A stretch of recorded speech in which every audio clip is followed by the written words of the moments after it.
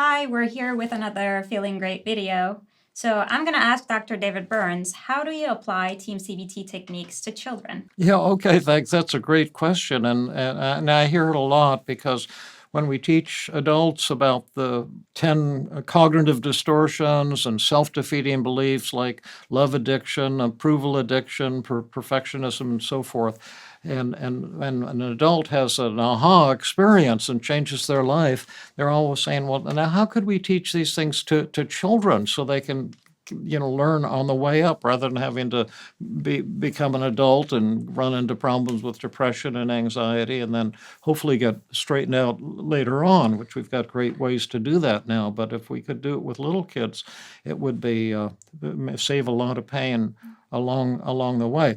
And one of the things with kids, and then remind me later to give another story reminds me about kids, if you remind me about this a kid I had to work with who had murdered two people. Okay. But when you're working with kids, you have to talk on their level, on their language.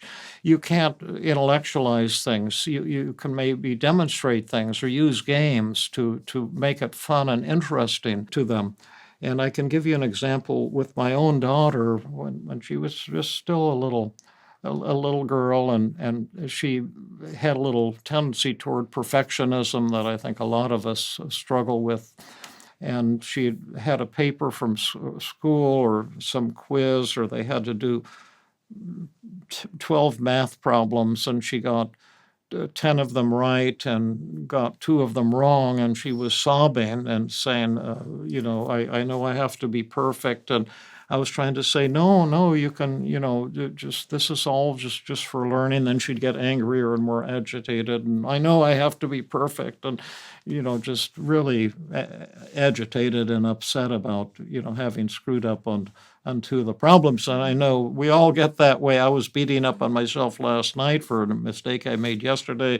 Earlier, you were saying you had mumbled something earlier during a video. We all have a tendency to beat up on ourselves, and how can we teach kids to be more compassionate?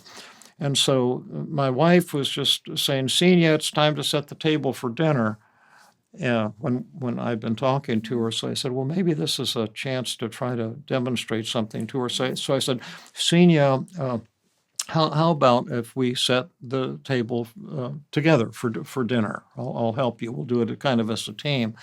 And what I want you to do is count how many mistakes I make while setting the table for dinner. And she thought that was kind of interesting.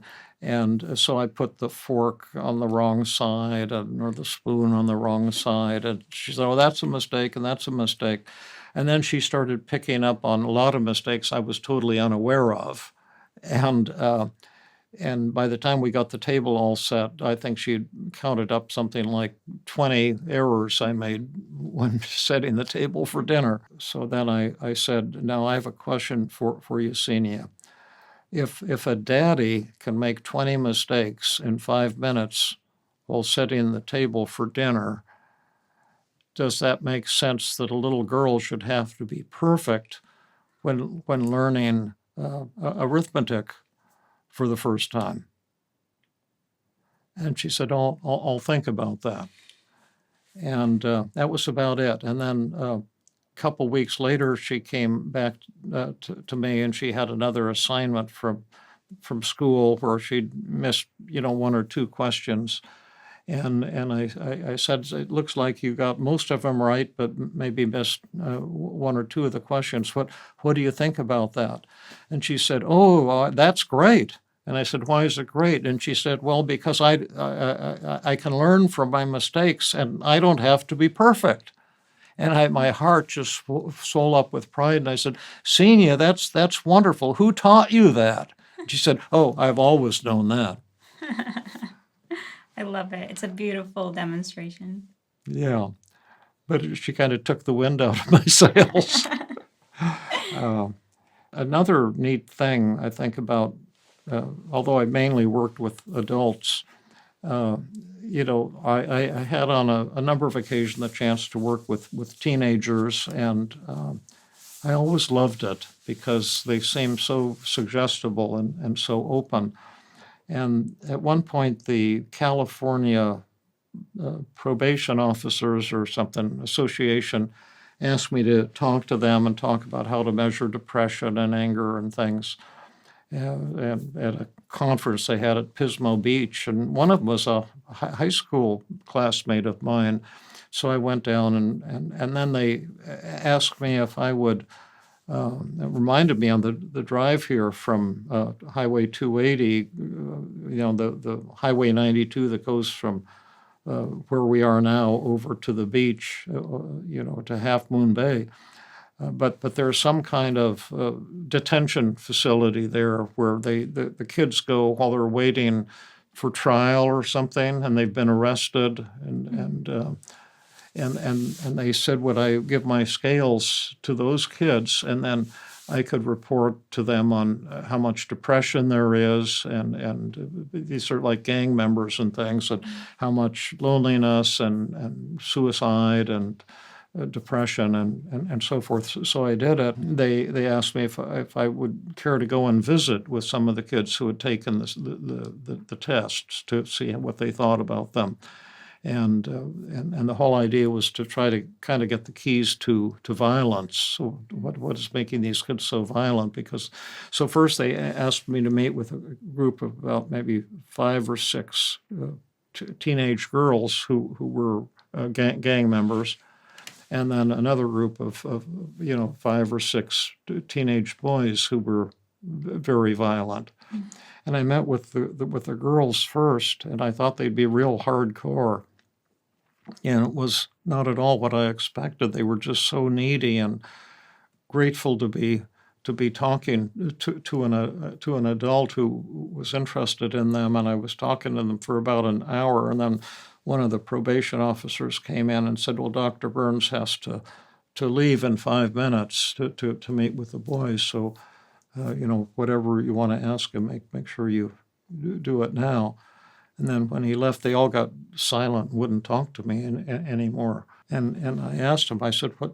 After you left, they suddenly got real cold. They'd been real nice up until then." And he said, "Well, they probably have a pattern of abandonment in their lives, and they were starting to trust you, and then they found out you're about to leave." And that might have been what was going on. I thought, wow, gosh, I never would have realized that. And then I went to talk to the boys, and they were a lot like the girls. They were, these supposedly hardcore gang members, but they were so tender and so hungry to have somebody to talk to. And but there was one fellow, Jimmy, who wouldn't say anything, and they had told me that he had recently murdered 2 people. So he was really pretty violent guy. And so about 15 minutes in it, I said, "Jimmy, I noticed the others are telling me, about their anger and violence and what's causing all this violence, but I notice you're not saying anything, and I was wondering why." And he said, "You want to know why, doctor?" I said, "Yeah, I would like to know why you're not saying anything." And he said, "Well, I'll tell you why." He said, "You got up this morning, you got out of bed, and you said you're going to go over and talk to these violent teenagers, and you're going to get some new theory of what's causing all this violence and anger and rage, so you can have an article about you in the newspaper and Time magazine." And so I'm trying to figure out, doctor, you're using us for yourself, for your own ego. Why the hell should I do anything to help you? And I was stunned, because those were exactly the kind of fantasies I was having when driving over. I said, "Oh man, this is going to be so cool." And I had to ask myself, are you going to stick to what you're doing, David, and stick to the 5 secrets of effective communication? You're going to act like a fake. You're going to be genuine or act like a fraud, because he's telling you you're a fraud. And so I said to him, "Jimmy, I'm really kind of ashamed and stunned right now, because that's exactly the way I was feeling this morning." And I realize I am using you and exploiting you and the girls as well for my own purposes to learn and maybe come up with some new idea and get some fame and or something like that. And now that you point that out, I'm just feeling really sad and ashamed of myself. And I just have to tell you that you're absolutely right. And you have every right to be angry and not talk to me. And if I were in your shoes, I wouldn't talk to me either. I'd just hate me. Then all of a sudden he just opened up like a flower and he became very chatty and we had a tremendous experience. But that's again a good example of the five secrets of effective communication. They're techniques to break conflict between people and to bring people together. But if you take them as techniques, they'll fail. They have to be done with genuineness and come from the heart. And it involves the death of the self, the death of the ego, to see the truth in what somebody's telling you when that truth is very painful. And if you'll do that with self-respect and respect for the other person, often miracles will happen. Because when I finally agreed with them that I was trying to exploit him, and who would want to agree with a thing like that? Here's some Stanford person, yes, I'm coming to exploit you. The moment I admitted that, he saw that it wasn't true anymore. And that's the law of opposites. When you agree in a genuine way with a horrible, devastating criticism of yourself, the other person will instantly stop believing it and it will transform things. But that means the death of yourself, your ego, before you become reborn.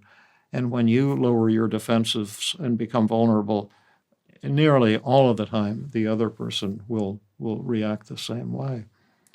And that's it on those stories about how to deal with violent individuals using the five secrets of effective communication. So in closing, let me say that if you like some of these ideas, you might want to check in with our Feeling Great app. Take a free ride on it and see if you like it. It can help you in a couple different areas. First, if you're depressed or anxious and very self-critical, beating up on yourself a lot, it can have phenomenal tools to help you and quickly in that area.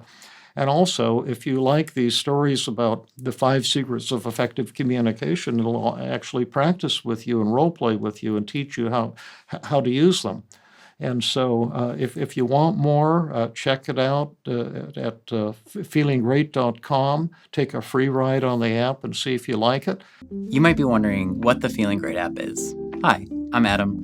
I'm a licensed therapist and one of the designers of the Feeling Great app. And the Feeling Great app is an AI chat tool that's meant to not just help you feel a little bit better, not just help you find relief, but truly feel great. And the methods in the app are developed by the legendary David Burns. And in a very structured and routine way, they're meant to walk you through the exact process that David uses to help his clients feel better. And to our surprise, the app has been incredibly effective. You might wonder, have people gotten 20% better, 30% better, 40% better? No.